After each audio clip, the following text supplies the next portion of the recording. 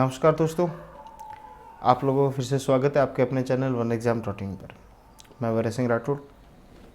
आज की क्लास हमारी एमसीक्यू सीरीज़, जो एमसीक्यू सीरीज़ चल रही थी हमारी, उसी सीरीज़ में आगामी पार्ट में आज का टॉपिक है हमारा कम्युनिकेशन। क्या है? कम्युनिकेशन। बिजनेस मेथड्स का ही टॉपिक है ये भी, कम्युनिकेशन, जिसके ऊपर मैं मोस्ट इम्पॉर्टेंट 30 क्वेश्चंस लेकर आया हूँ, जो ज़्यादातर एग्ज़ाम्स के अंदर पूछे गए हैं या पूछे जाएंगे, या इस तरह के मॉडल क्वेश्चंस मैं लाया हूँ। ठीक है, 30 क्वेश्चन में ये समझ लो आप ज़्यादातर वही वाले क्वेश्चन है जो ज़्यादातर पूछे गए हुए एग्जाम में। ठीक है, तो उसके बेसिस पे ही दूसरे क्वेश्चन आएंगे, तो आपको पता चल जाएगा क्वेश्चन आने का टाइप क्या है, यानी उस क्वेश्चन का माहौल क्या है कि किस तरह के क्वेश्चंस आएंगे। ठीक है, तो कम्युनिकेशन के ऊपर बात करते हैं अपन। कम्युनिकेशन का टॉपिक है, 30 क्वेश्चंस लेकर आए हो आपके सामने। तो शुरू करते हैं बिना टाइम वेस्ट किए। कम्युनिकेशन, पहला क्वेश्चन, कम्युनिकेशन इज अ, मैंने बताया था क्लास के अंदर, कम्युनिकेशन इज अ, हमेशा याद रखना है, बेसिक से सवाल आएंगे, आपको पता होना चाहिए। Communication is a two way process. Two way process यानी एक आदमी से क्या, एक आदमी बात करेगा कम्युनिकेशन हो जाएगा क्या? क्या आदमी मिरर के सामने खुद ही बात कर लेता है तो क्या कम्युनिकेशन हो जाता है या नहीं? सामने एक आदमी और चाहिए, तो टू वे कम्युनिकेशन होना चाहिए। एक बोलेगा, दूसरा सुनेगा, दूसरा बोलेगा, फिर पहला सुनेगा। ठीक है, तो that should be two way communication. Okay जी सर, बात समझ में आ गई।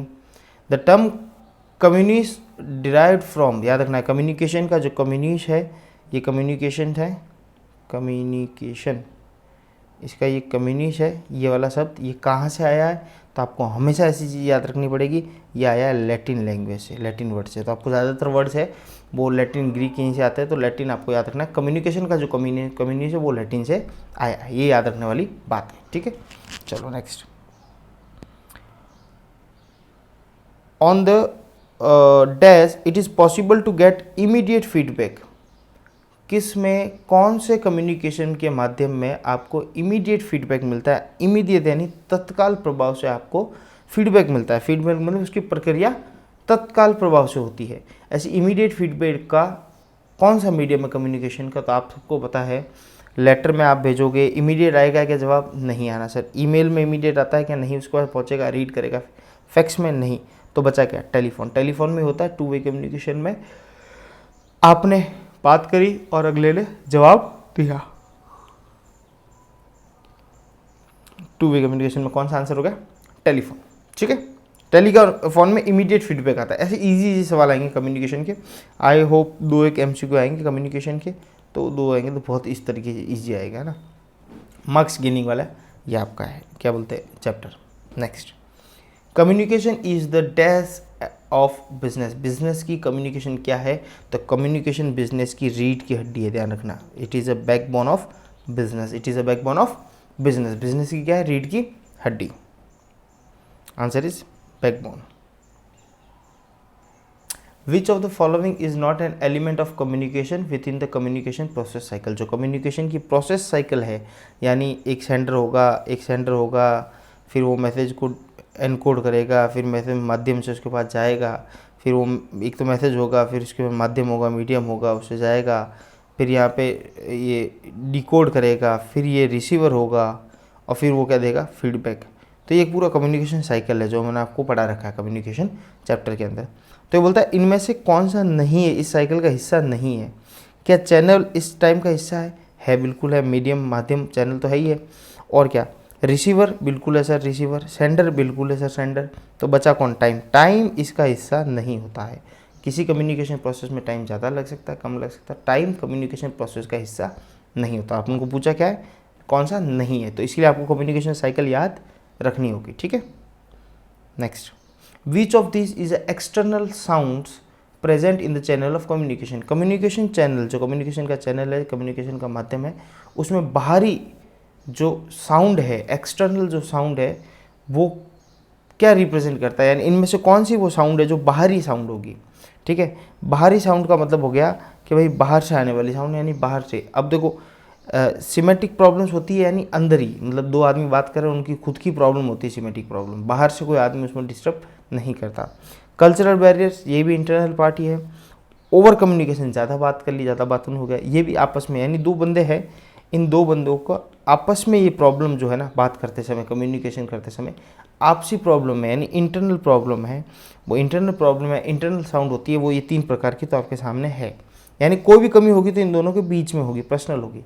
लेकिन नॉइज़ जो चीज़ है वो बाहर से आती है, यानी आप और मैं जैसे कम्युनिकेशन कर रहे हैं, हम बात कर रहे हैं और बाहर से एक्स्ट्रा साउंड या नॉइज़ आ गया तो वो क्या होगा, वो होगा आपका एक्सटर्नल साउंड, जो क्या करता है, वो कम्युनिकेशन को डिस्टर्ब करता है। क्या करता है? डिस्टर्ब। तो answer is noise. Noise is an external sound present in the communication. Communication channel के समय बाहरी जो साउंड है वो क्या कहलाएगा, वो नॉइज कहलाएगा। मैंने साइकिल पढ़ाई थी तो नॉइज का अलग से भी बताया था आपको। डेस्ट means to impart understanding of the message, यानी जब कोई मैसेज आपको भेजता है उसको अंडरस्टैंड करने के लिए यानी समझने के लिए हम जो समझने की कोशिश करते हैं उस प्रक्रिया को क्या बोलते हैं, उस प्रक्रिया को बोलते हैं सर डिकोडिंग। क्या बोलते हैं सर? डिकोडिंग। एनकोडिंग होता है मैसेज भेजना, डिकोडिंग यानी जो मैसेज भेजा उसको समझना, डिकोडिंग कोड करना वापस, है ना, तो उसको हम क्या बोलते हैं? डिकोडिंग। ठीक है, ये कौन करता है? ये सर रिसीवर करता है। कौन करता है? आखिर मैसेज भेजने वाला एनकोडिंग तो कौन करेगा? सेंडर करेगा, और समझने वाला कौन होगा? Receiver. Next, when is the communication process complete? Communication cycle का प्रोसेस कंप्लीट कब होता है?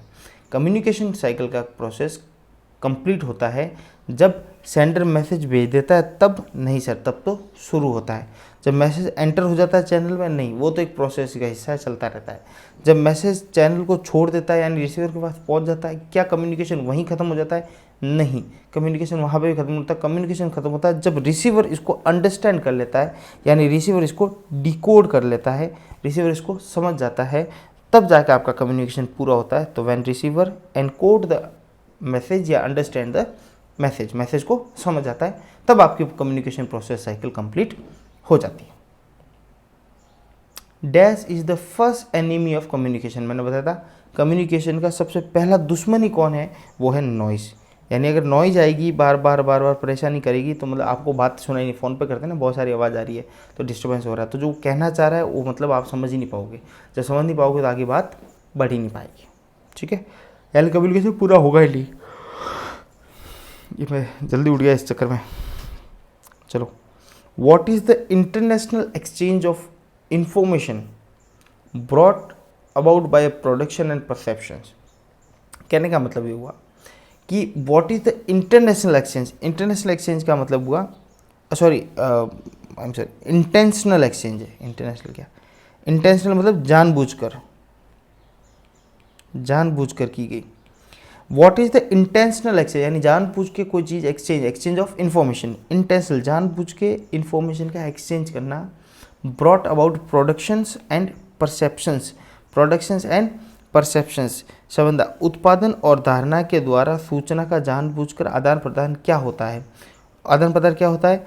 जब आप जानबूझकर किसी को सूचना दे रहे हो या कोई बात कह रहे हो, जैसे ये फॉर एग्जाम्पल मैं प्रिपेयर हूँ, इंटेंशनली मैं आपको कोई इन्फॉर्मेशन दे रहा हूँ जिससे क्या प्रोडक्टिविटी बढ़ेगी, यानी मैं आपको पढ़ा रहा हूँ उससे, बट ऑब्वियसली बात है आपकी एफिशिएंसी बढ़ेगी यानी इस पर्टिकुलर सब्जेक्ट में आप होशियार हो जाओगे।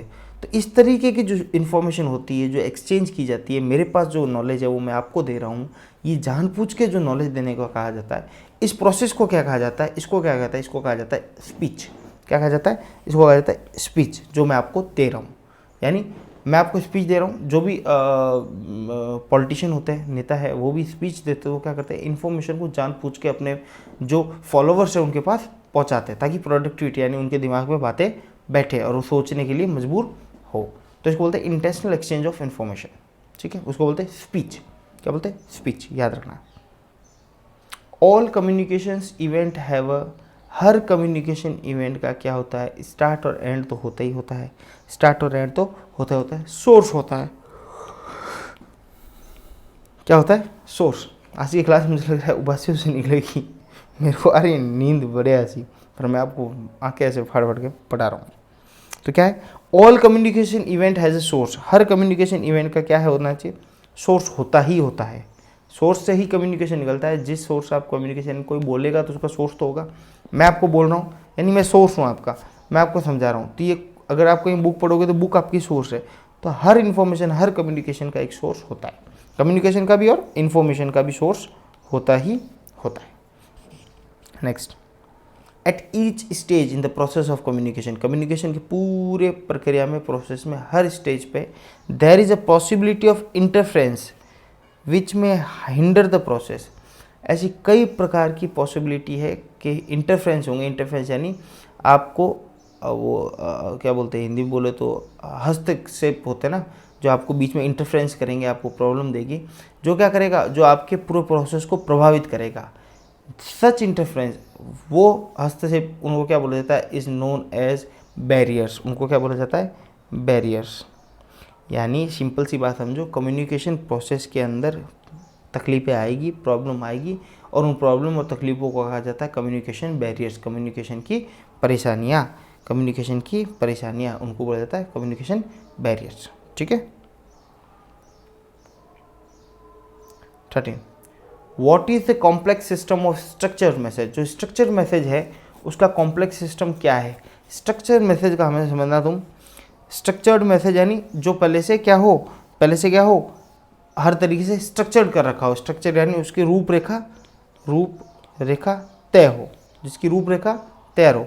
रूपरेखा तैयार हो मतलब जिसको स्ट्रक्चर वे में मैसेज किसी को बोलना है, तो उस स्ट्रक्चर वे में मैसेज पहुंचाना है किसी को। जैसे मैं पहुंचा रहा हूँ, स्ट्रक्चर वे में मैसेज आपको पहुंचा रहा हूँ, ये जो पढ़ाना हुआ, उसकी कॉम्प्लेक्स सिस्टम क्या होती है, लैंग्वेज।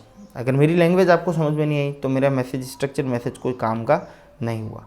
तो उसके सबसे कॉम्प्लेक्स सिस्टम होता है स्ट्रक्चर मैसेज का, वो होता है लैंग्वेज। यानी आपकी लैंग्वेज क्या होनी चाहिए, वो परफेक्ट होनी चाहिए, ताकि अगले को समझ में आए, तभी आपका स्ट्रक्चर मैसेज कामयाब होगा, सक्सेस होगा, अदरवाइज नहीं होगा। Who discover the radio waves. देखो इस तरह के क्वेश्चन भी आते हैं कम्युनिकेशन वाले क्वेश्चन में, मैंने देखे कई बार। क्योंकि कम्युनिकेशन वेव्स, आखिर कम्युनिकेशन रेडियो वेव्स क्या है, इन्फॉर्मेशन एक जगह से दूसरी जगह पहुंचाने का माध्यम है, तो ये भी एक कम्युनिकेशन का हिस्सा है, चाहे टेलीफोन हो चाहे कुछ, जो वेव्स के ऊपर बेसिस होता है। तो रेडियो वेव्स को किसने डिस्कवर किया था, याद रखना ये हमेशा हेनरिच हर्ट्स ने किया था। इसलिए अपन रेडियो की मेगा हर्ट्स, और अपन बोलते हैं ना रेडियो हमारी 92.3 मेगा हर्ट्स, 94.5 मेगा हर्ट्स ऐसे बोलते हैं ना अपन। तो ये क्या है, इसके नाम से ही हर्ट्स नाम से इसका पड़ा है, और इसने डिस्कवर किया था, इसलिए इसके नाम से ही इसको रख दिया गया है। तो उसका नाम है हेनरिच हर्ट्स, याद रह जाएगा। मेगा हर्ट्स याद रखना, सब चीज़ याद रह जाएगी। What is the component that convert an electrical signal into signal suitable for transmission in the given medium called? Electrical signals को signal suitable for the transmission, जो ट्रांसमिशन में सिग्नल सूटेबल है, उस सूटेबल सिचुएशन में लाने के लिए, उस सूटेबल सिचुएशन में लाने के लिए किसको, इलेक्ट्रॉनिक सिग्नल को इस सिचुएशन में लाने के लिए कौन सा कंपोनेंट ही होता है, उसको बोलते हैं ट्रांसमीटर। क्या बोलते हैं, ट्रांसमीटर। सीधी सी बात है, नाम से पता चल रहा है। यानी जो ट्रांसमीटर क्या काम करता है, जितने भी ट्रांसमीटर लगे हुए कम्युनिकेशन चैनल के अंदर, वो क्या करता है, वो इलेक्ट्रॉनिक जो भी कंपोनेंट है आपके, जो भी इलेक्ट्रॉनिक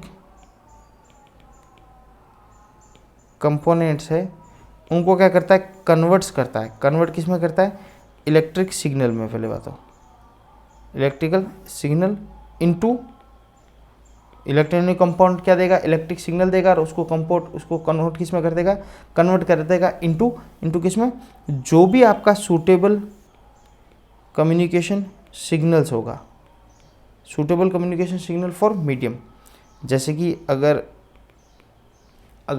रेडियो वेव्स है तो वेव्स में कन्वर्ट करना है, और कहीं वायर इस तरीके से है तो उसमें कन्वर्ट करना है। तो ये जितने भी इलेक्ट्रॉनिक सिग्नल्स को कन्वर्ट करके आप लोगों तक पहुँचाया जाता है, जिस लैंग्वेज में, फ़ोन है तो फ़ोन में आवाज़ के रूप में, वहाँ से कोई चीज़ बोली, उसको इलेक्ट्रॉनिक सिग्नल से आपके पास आई, और वापस वो चीज़ जो बोली वो आपको सुनाई दी। तो ये जो कन्वर्जेशन करता है वापस इलेक्ट्रॉनिक सिग्नल का, उसको बोलते हैं ट्रांसमीटर। ट्रांसमिशन डाटा का, ये कम्युनिकेशन का ट्रांसमिशन करता है ट्रांसमीटर। ट्रांसमिशन यानी एक जगह से दूसरे को पहुंचाता है, और जिस फॉर्म में, उस फॉर्म में आपके पास पहुंचाता है, सूटेबल फॉर्म में आपके पास, जो आपको समझ में आए, चाहे प्रिंट हो, फैक्स हो, या फिर ईमेल हो तो ईमेल के जरिए।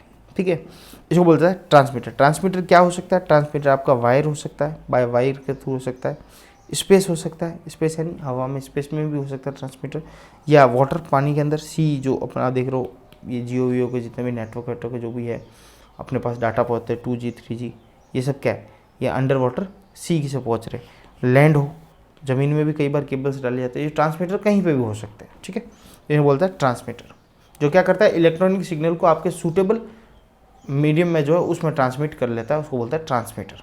ठीक है, what type of communication is use for under water communication. सवाल आ गया, अंडर वाटर कम्युनिकेशन के लिए कौन से टाइप का यूज होता है? याद रखना सोनार, ये होता है सोनार। इसको क्या फुल फॉर्म क्या है इसका? इसका साउंड नेविगेशन एंड रेंजिंग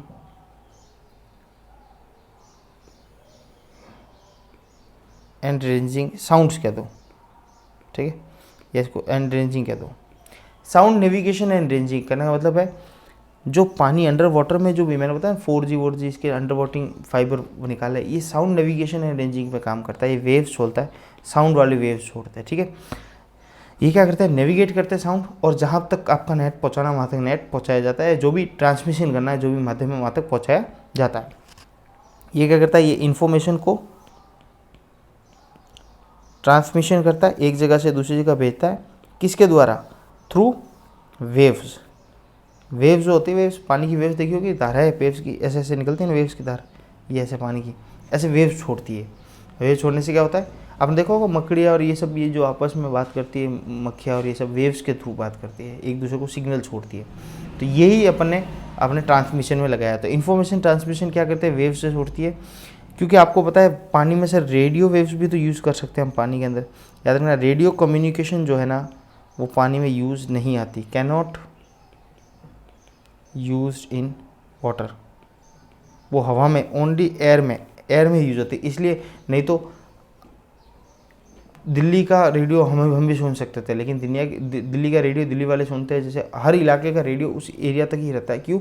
वो एयर के थ्रू जितना पहुंचा सकता है उतना पहुंचा सकता है। अगर वो दूर तक पहुंचा सकता तो पानी के थ्रू या ज़मीन के थ्रू पहुंचा सकता था, लेकिन वो सिर्फ एयर के थ्रू पहुंचाता है। इसलिए हम साउंड वेव्स का यूज़ करते हैं। और साउंड वेव्स को क्या बोला जाता है? उसे बोला जाता है सर सोनार, जो पानी में भी जा सकता है, एयर में भी जा सकता है, लैंड में भी जा सकता है। इसको बोलते हैं साउंड वेव्स, ठीक है। पानी के अंडर वाटर के लिए सबसे ज़्यादा यूज़फुल है। लैंड में तो फिर भी तकलीफ होगी, जाएगा नहीं ज़्यादा दूर तक, लेकिन पानी में आवाज़ दूर तक जा सकती है, वेव्स दूर तक जा सकती है।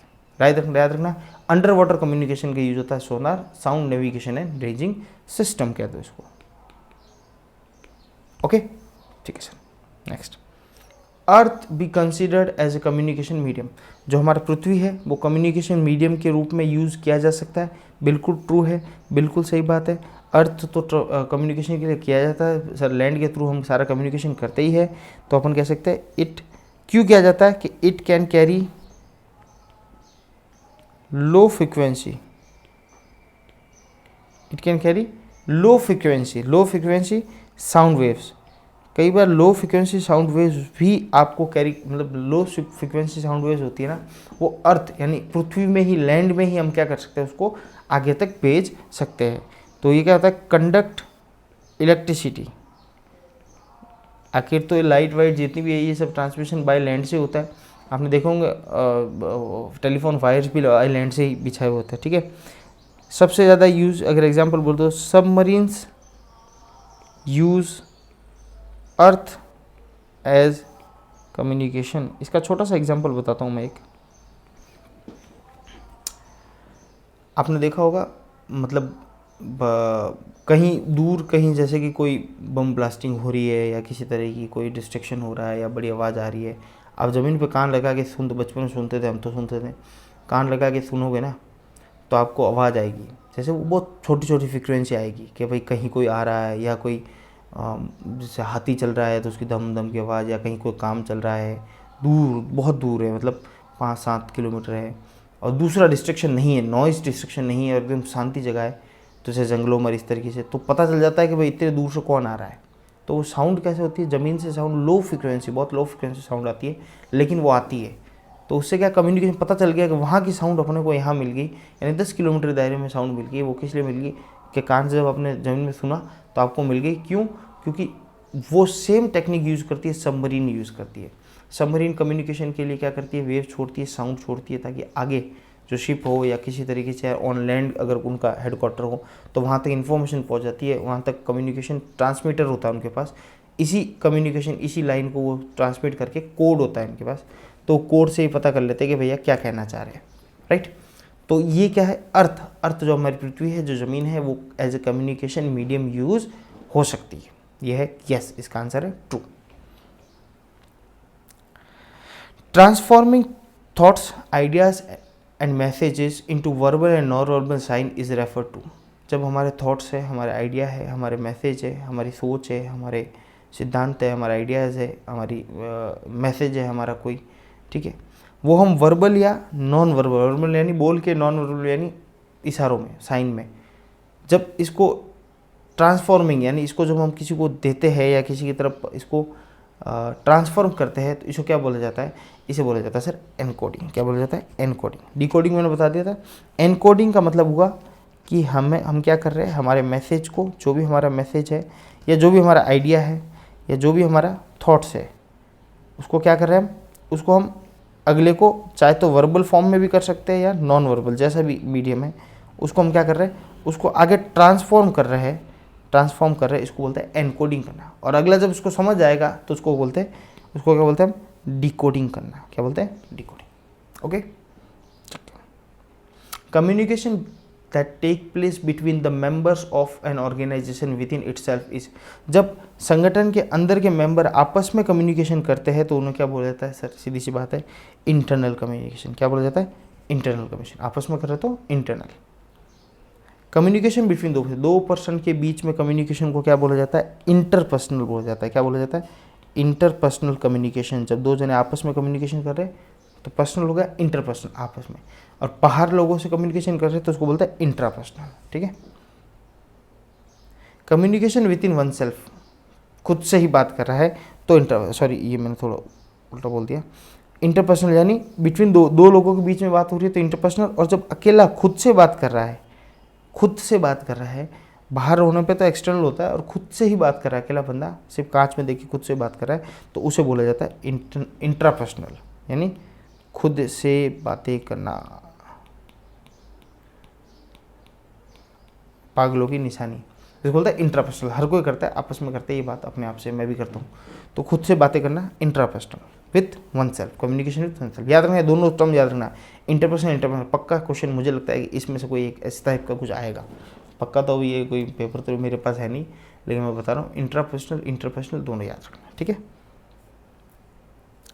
Audio visual communication is most suitable for mass dash and mass. जब ऑडियो विजुअल यानी उसमें जैसे अपन कर रहे हैं, अपन क्या कर रहे हैं, ऑडियो मेरी आवाज़ भी आ रही है, विजुअल तुम मुझे देख भी, दोनों काम हो रहा है। खाली फ़ोन पे तो किसी आवाज़ आती है, लेकिन वीडियो कॉलिंग हो गई सी, आवाज़ भी आ रही है। और ये सबसे ज़्यादा यूज़फुल कहाँ रहता है? ये होता है पब्लिसिटी एंड एजुकेशन। आज पढ़ ही रहे अपन, तो मुझे खाली मेरी आवाज़ सुन के पढ़ सकते थे, नहीं रेडियो सुन लेते, लेकिन मुझे देखोगे तो मेरी इशारों के साथ बातें समझोगे और यहाँ नोट्स के साथ बातें समझोगे। तो पब्लिसिटी, कहीं पब्लिसिटी करनी हो तो भी, जैसे मूवी एंटरटेनमेंट ये, और एजुकेशन, यहाँ पे ही सबसे ज़्यादा यूज़ होते हैं। कौन सा? ऑडियो और visual communication. Communication in an organisation should ideally follow. संगठन के अंदर कम्युनिकेशन कैसे फॉलो होता है आप सबको पता है, मैं चिल्ला के संगठन ऑर्गेनाइजेशन पढ़ा चुका हूँ। टॉप टू बॉटम, हमेशा याद रखना, टॉप टू बॉटम। हमेशा ऊपर से मैनेजर नीचे बोलेगा, उसके नीचे जो बंदा वो नीचे, उसके नीचे बंदा, ऐसे करते हुए नीचे वर्कर तक जाएगा। तो हमेशा याद रखना, ऑर्गेनाइजेशन में हमेशा ही क्या होता है, टॉप टू बॉटम क्या होता है, कम्युनिकेशन फॉलो होता है। लेकिन अलग अलग टाइप के स्ट्रक्चर भी होते हैं संगठन के, अलग अलग तरीके के ढांचे भी होते हैं, जो मेरा एक ऑर्गेनाइजेशन स्ट्रक्चर करके लेक्चर भी होगा, उसमें अलग अलग टाइप के ढांचे होंगे, अलग अलग स्ट्रक्चर होंगे ऑर्गेनाइजेशन के, तो उसमें अलग अलग कम्युनिकेशन का सिस्टम होगा। लेकिन याद रखना, मोस्टली आइडियली फॉलो, आइडियली यानी इसको ऐसे ही आदर्श के रूप में माना जाता है, आदर्श फ्लो माना जाता है कम्युनिकेशन का, कि हमेशा ऊपरी आदमी, अपन लोग ऊपर से दबाव है, तो कम्युनिकेशन हमेशा ऊपर से आता है, बॉटम तक जाता है। ठीक है, याद रखना, top to bottom. Statutory report क्या है? स्टैच्यूटरी रिपोर्ट एक फॉर्मल रिपोर्ट है, ध्यान रखना ये बात को। स्टैच्यूटरी रिपोर्ट क्या है? स्टैच्यूटरी रिपोर्ट एक फॉर्मल रिपोर्ट है। फॉर्मल रिपोर्ट क्या होती है? जो किसी रूल्स एंड रेगुलेशन पे, या अगर ऐसे बात हो किसी स्टैंडर्ड पर को फिक्स सिद्धांत है, उस सिद्धांत पे बेसिस होकर कोई रिपोर्ट बनती है, उसे फॉर्मल रिपोर्ट कहा जाता है। और बिना सिद्धांत, मेरी मर्जी से मैं रिपोर्ट बनाऊंगा, मेरी लैंग्वेज में, मेरी तरीके से, कोई फिक्स रूल्स रेगुलेशन नहीं है, उसे इनफॉर्मल रिपोर्ट कहा जाता है। ठीक है। तो स्टैच्यूटरी रिपोर्ट क्या होती है? हमेशा फॉर्मल रिपोर्ट मानी जाएगी। ठीक है। संवैधानिक जो रिपोर्ट है उसको हमेशा क्या माना जाएगी? फॉर्मल रिपोर्ट मानी जाएगी। Answer is D. The main objective of communication, communication का मेन उद्देश्य क्या है? इन्फॉर्मेशन और क्या होना चाहिए आपका, अनुनय यानी परसुएशन। इन्फॉर्मेशन एंड परसुएशन, आपकी जो बातें हैं, जो इन्फॉर्मेशन है वो क्या होनी चाहिए, वो होना चाहिए दूसरे तक पहुंचाई जा सके। तो ये क्या है, मेन ऑब्जेक्टिव है कम्युनिकेशन का। कम्युनिकेशन का मुख्य उद्देश्य है इन्फॉर्मेशन एंड परसुएशन, यानी आपकी इन्फॉर्मेशन अगले तक पहुंचाई जाए। सूचना है अनुनय, यानी उसको आगे तक आगे पहुंचाई जाए सूचना को। The communication cycle, the process of retranslation of signals into idea is called retranslation. Retranslation यानी जब आप सिग्नल्स को आइडिया के अंदर रीट्रांसलेट करते हैं तो उसे क्या बोला जाता है, यानी उसने एनकोडिंग कर दिया, उसने आपको सिग्नल भेज दिया, आपने उस सिग्नल को वापस आइडिया के रूप में समझ लिया, सिग्नल को वापस चेंज कर दिया अपनी भाषा में, उसे बोलते हैं डिकोडिंग। वापस आ गया सवाल, इस पे भी ज़्यादा आएंगे, डिकोडिंग, एनकोडिंग, इंटर, इस तरह के क्वेश्चन आएंगे। उसको बोलते हैं डिकोडिंग, यानी सिग्नल को वापस ट्रांसफ़र कर लिया, यानी बात को समझ गए ऐसा।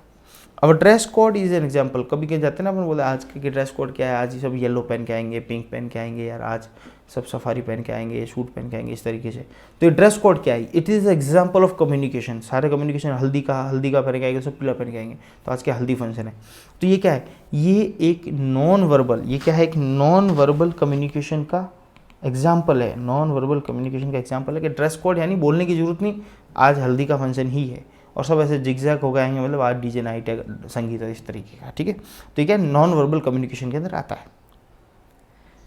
When there is similarity of background between sender and the receiver such as age, language, nationality, religion, gender, that is called this context. जब रिसीवर और सेंडर इन दोनों के बैकग्राउंड में सिमिलरिटी आए, यानी एक समान, एक तरीके से आ जाए, किस बेसिस पे, यानी सेंडर और रिसीव एक जैसे ही है, किस में, बोलने में, लैंग्वेज में भी एक जैसे है, नेशनलिटी भी इंडियन है, रिलीजन भी एक जैसा है, जेंडर भी एक जैसा है, एज भी उनकी एक जैसी है, तो उसे बोला जाता है, इस चीज़ को बोला जाता है कि उनके बीच में क्या है, कल्चरल कॉन्टेक्स्ट है। क्या है, कल्चरल कॉन्टेक्स्ट, यानी कल्चरल सिमिलरिटी है उनके अंदर। कल्चरल सिमिलरिटी मतलब उनके अंदर दोनों एक ही कल्चर के हैं, एक ही कल्चर के, मतलब लैंग्वेज जो जिस इलाके का हो, जैसे राजस्थान का होगा, मारवाड़ का होगा, तो मारवाड़ का होगा तो अलग उसका पूरा सिस्टम ही वही होगा कि भाई राजस्थान का है तो ये गुजराती होगा तो गुजराती होगा, इस तरीके से उसकी लैंग्वेज, कल्चर, बोलने का तरीका, एज, सब कुछ लगभग सब सेम हो जाए, किसी भी बेसिस पे सेम हो जाए। जरूरी नहीं कि ऐसा नहीं कि सारी मिलनी चाहिए, ऐसा नहीं। जैसे रिलीजन ही मिल गया उनका तो कल्चरल कॉन्टेक्स्ट में हो गया, नेशनलिटी इंडियन मिल गया फॉरेन में तो फिर कल्चरल हो गया कि भाई अच्छा तू भारतीय है, ठीक है, अपने यहाँ पे इतनी वैल्यू नहीं होगी। लैंग्वेज मिल गई, एज मिल गई, जेंडर मिल गया, तो ये सब क्या है, ये सब है किसका, तुम्हारे कल्चरल कॉन्टेक्स्ट के रूप में माना जाएगा कि क्या है, एक है, सिमिलरिटी है। ठीक है,